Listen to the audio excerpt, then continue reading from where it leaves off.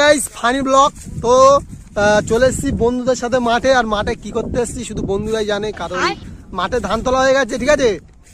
আর ধান তোলা হয়ে গেছে আর চাষিরা খুব আনন্দে আছে, তো ধান পান নিয়ে ঘরে চলে গেছে।